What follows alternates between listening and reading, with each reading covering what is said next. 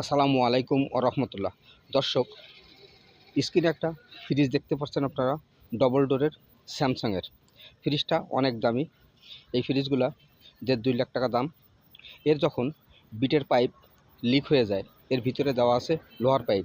এটাকে পুনরায় আবার এই লোহার পাইপ বের করে তামার পাইপ কিভাবে লাগাতে হয় সেই ভিডিও আপনাদেরকে আজকে পুরোপুরি দেখাবো, যে কোথায় কোথায় কিভাবে কাটলে এই পাইপগুলো বের করে পুনরায় আবার সুন্দরভাবে তামার পাইপ ঢুকিয়ে আপনাদেরকে দেখাবো যে এটা কত সহজে পুনরায় ফ্রিজের জীবনটা ফিরিয়ে দেওয়া যায়। দর্শক, তাহলে ভিডিওটা দেখতে থাকুন। দেখুন যে এই বিটে দুইটা চ্যানেলে দেখেন সামান্য একটু একটু করে কাটা। এই বিটে এতগুলা কাটার মূল কারণ হচ্ছে বিটের পাইপটা এই কোম্পানি সোলার মধ্যে থেকে সরাসরি ঢালাই দিছে, যার কারণে এটাকে খুব ঘন ঘন কাটা লাগছে। দুই পাশে উপরে একটা চিরা আর নিচে একটা চিরা, দুই সাইডে চ্যানেলের মধ্যে দেওয়া ছিল, যার কারণে কম কাটা লাগছে।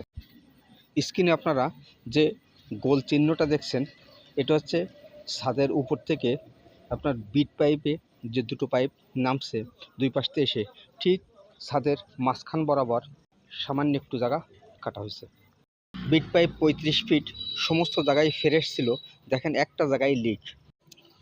দর্শক দেখুন, এই পাইপটা যদি লোহার পাইপ না দিয়ে যদি তামার পাইপ দিত, তাহলে কি সমস্যা ছিল?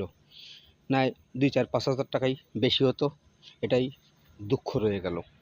আমি চেষ্টা করলাম যতটা নিখুঁত করে এই ফ্রিজটা আবার রেডি করা যায়। দেখুন সুন্দরভাবে আবার রঙও করে দিছি, সহজে কেউ বুঝতে পারবে না যেখানে কাটা হয়েছে। দেখুন আগের যে কালার ছিল সেই কালারই দিয়ে দিছি।